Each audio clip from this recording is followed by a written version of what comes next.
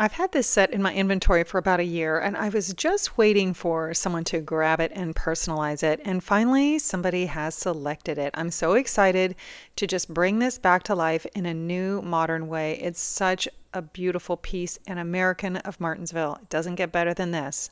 I'm Shireen with Olive Street Designs, and I'm showing the process of furniture refinishing so you can learn too. From tutorials to ebooks and project trackers, everything to support your learning is linked on my website. I'm starting with a chemical stripper because this finish is in very good condition. It's not failing. It is old and dated, but it's still very thick and hanging on. So if I were to sand this, it's going to take me all day. The carbide scraper wouldn't be very effective.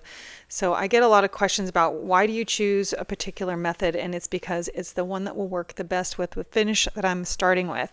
So I'm able to scrape a lot of it off of there, and then I go back in with acetone and just pour a bunch of it on there, and I've got like a kitchen scrubber, and I'm just going to scrub the rest of it in order to get a lot of the remaining finish off.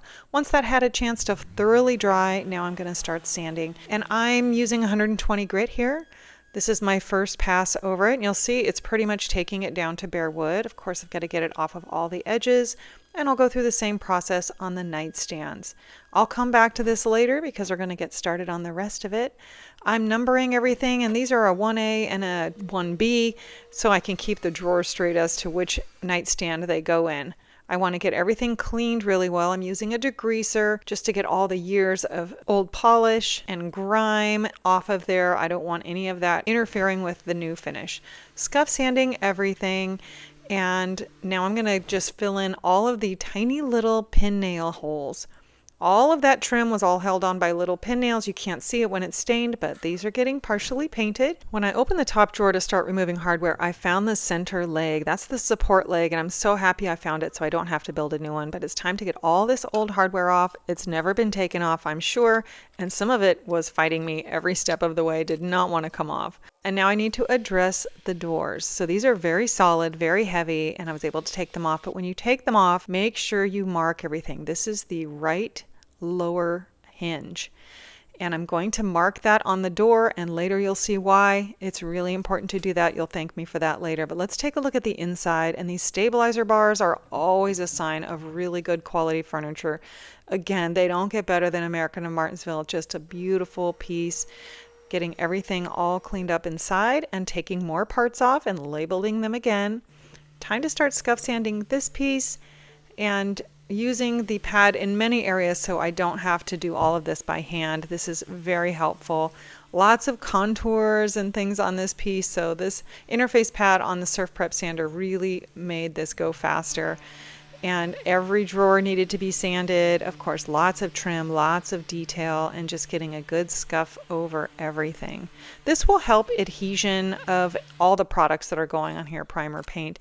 And then more little pin nails. They are everywhere. I had a few seams I also did, tons of them on the front, and then sanding everything down with a really high grit.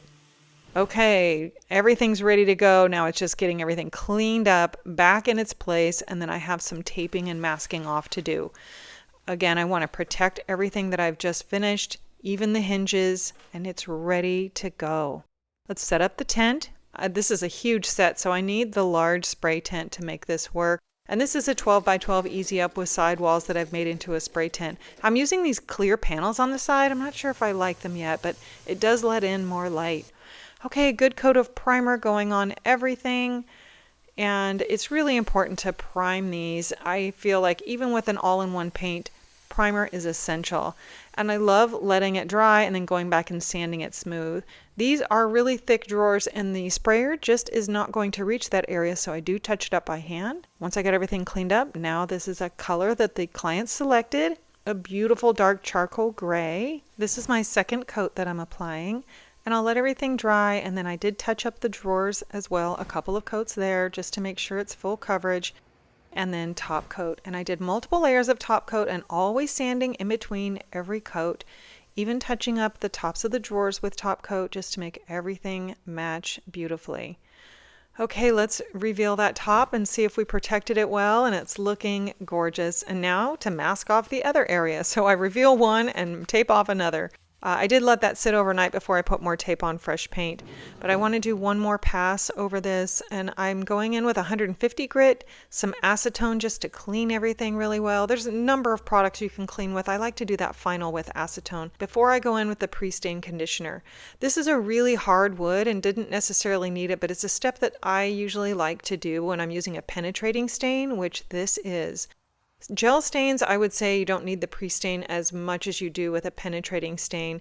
And this stain is kind of shocking going on. This is my first time using this color, but we're going for a certain aesthetic here. And somehow I didn't record wiping it back, so I'm going to show you wiping it back on the nightstands.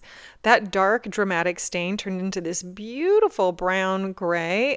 It's just what they were looking for. I'm so excited by it. And I'm using a microfiber cloth, and I just keep going over it until it's even and how I want it before I move on to the next step. And the next step is a sanding sealer. This is a de-wax shellac. Everything has dried overnight, and then I'm going to spray this on to seal in all of my stain. Because I'm transitioning from the oil-based products I've been using to a water-based top coat, so I need to do this transitional layer. You can skip this step by letting it dry for at least 72 hours, but I like to keep moving on, so I would go ahead and just do this clear coat, and it works beautifully. This is it wet, and here it is dry. It's a little too shiny for my taste, so I'm going to go in with my top coat. And this is a matte top coat. It's actually flat. And between the satin and the flat, it's just going to create this beautiful sheen that I love so much. So into my sprayer, and now I'm spraying on top coat, and it's just a beautiful, even coat. I'm going to do multiple layers of top coat because I want this beautiful, but I also want it very durable for my client. So after everything dries, I do sand it again, get everything wiped down. This is a cloth with just water on it. Get all the dust off, and then more coats of top coat. Again, I'm going to do this 5 times. I'm not going to show them all here, but I just want to keep doing this throughout the day, sometimes 2 days worth of just putting top coat on just to make sure it's all very durable. Again, sanding in between. One more look at some top coat just to make sure everything is sealed up nicely. And then I let that sit overnight, back in the next day to start working on the drawers. Now you'd think, what in the world do you need to do now? Well, the drawers are just looking a little dry, so I decided to condition them. This is a beautiful product that takes out any of that old musty smell, but it also just brightens up this wood and makes it look all new again. And then you put it in there and you can wait a few minutes and then wipe out any excess, and it will harden up. It has a wax in it, so it won't leave an oily residue. Of course, I always do the sides and get those beautiful dovetails all conditioned up so they're gorgeous. Gonna go ahead and put a logo in this one because it's a super special piece. I've had this for a while and I love to see it now with a new look. And I did notice I have a little bit of overspray on one of the drawers. I don't want to leave that there. I feel like the inside of the piece and the sides of the drawers should all be nice, tidy, and clean. And I go ahead and condition those as well, so they will look just as beautiful as the inside of the drawer. That's just gorgeous, cleaned right up. Let's move on to the doors. I have to say, as a refinisher, this is one of the most stressful parts because are they going to go back on the way they came off? And those labels are everything. So do yourself a favor when you're taking these apart, have a Sharpie handy and label everything. I've learned this the hard way that when they come off, they want to go back on where they came from. So put them back in their place, and the way you do that is by labeling. So I'm putting the magnets back on and I'm testing this door, and it's tight, but I'm not going to adjust it yet because I want to wait till this is sitting on the floor and not on my dollies to test it.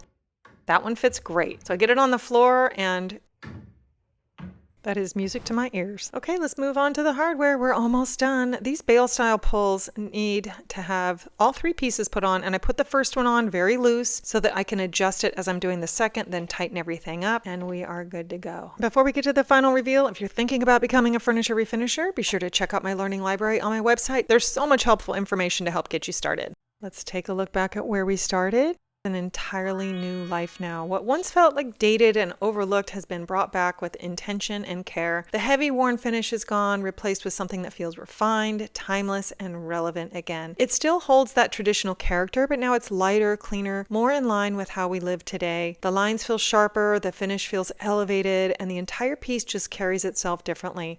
This is what I love about refinishing. You're not just restoring furniture, you're reimagining it. taking something old and giving it a place in a modern home again. I hope you love this set as much as I do. It's absolutely one of my favorites. And as always, thank you so much for watching. I really appreciate you.